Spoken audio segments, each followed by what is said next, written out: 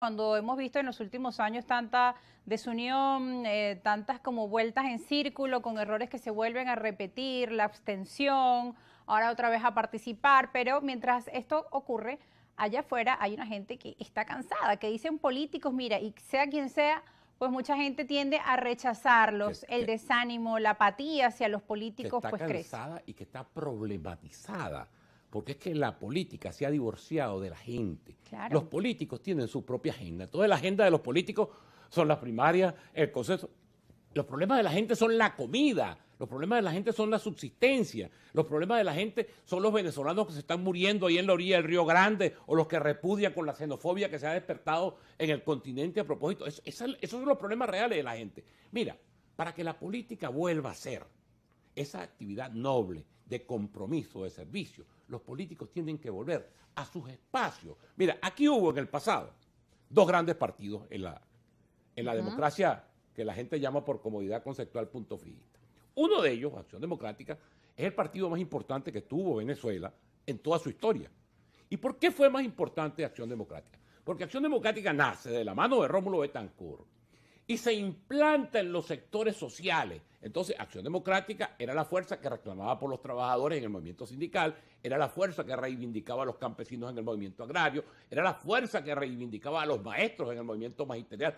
Era un partido implantado, sembrado en los tuétanos del pueblo venezolano. Copey hizo una cosa más o menos similar. Pero es que los partidos, desde hace mucho tiempo, la crisis que llevó a Chávez al poder ya era el enunciado de una crisis, de la manera como los políticos se habían alejado de sus espacios naturales y de sus compromisos naturales y habían asumido sus propias agendas y sus propios privilegios.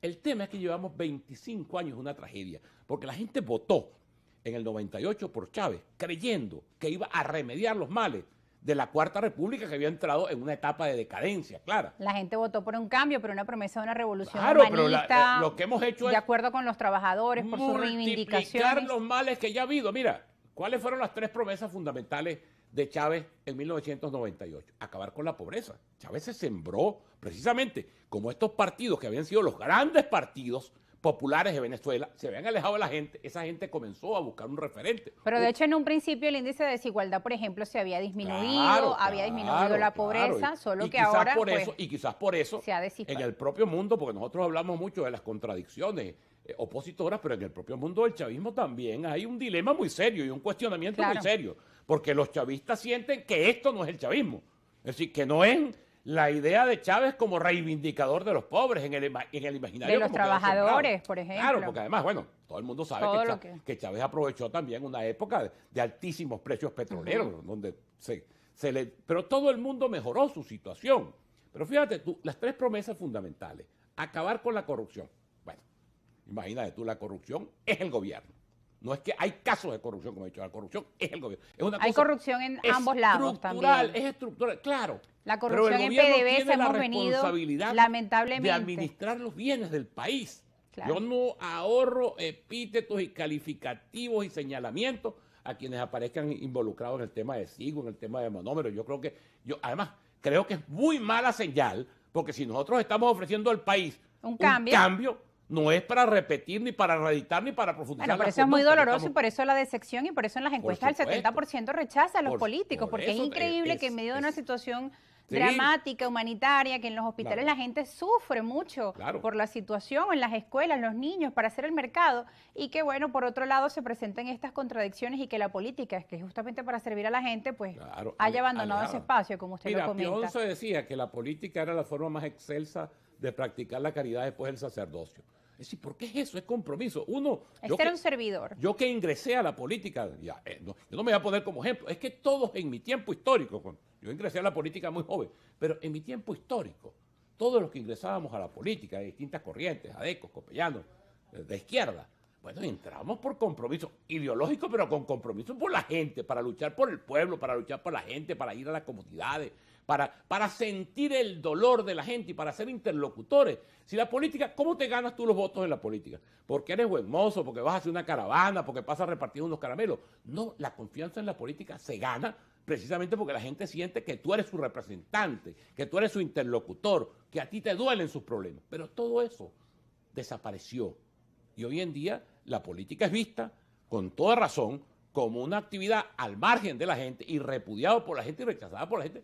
Por eso mismo, la gente no encuentra referente. Mira, yo te voy a contar, y esto no es historia, porque Sí. tú sabes que estas cosas del marketing que ahora influyen a los políticos jóvenes, Eso le iba a inventan comentar. un cuento, entonces te dicen, mira este cuento. Mira, yo el domingo, que era el Día de las Madres, fui a visitar la tumba de mi mamá. Y en el cementerio se me acerca una persona que enseguida la identificó, digamos, políticamente, porque cargaba una franela roja y una gorra de camuflaje con la estrellita roja. Y entonces me recuerda que yo lo conozco hace mucho tiempo. Y me dice, mira, Rafael Simón, yo estoy con la revolución. Entonces me dice, esto ya no sirve para nada, pero no hay más nada.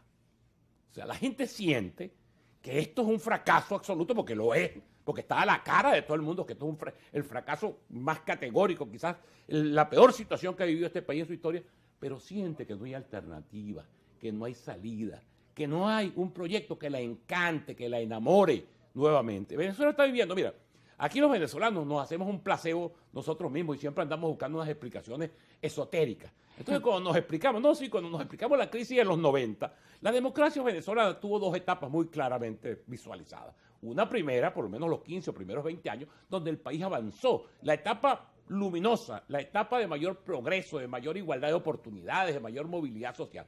Pero eso comenzó por la corrupción, por el alejamiento de los políticos de sus espacios con la gente, comenzó un declive. Cuando Venezuela entra en la crisis de los 90 y la primera clarinada fue precisamente el 27 y 28 de febrero, lo que llama la rebelión popular, luego de la reciente victoria en ese momento de Carlos Andrés Pérez. Y toda la crisis, todos los 90, es un tiempo de decadencia, de gracia, donde la gente andaba a la búsqueda. Mira, aparece Caldera y votan por Caldera, aparece la causa R, aparecen los golpes militares, sale Pérez de la presidencia. Y aquel sector político que estaba decrépito, degenerado, no fue capaz de entender que era el momento de las grandes reformas, de los grandes cambios.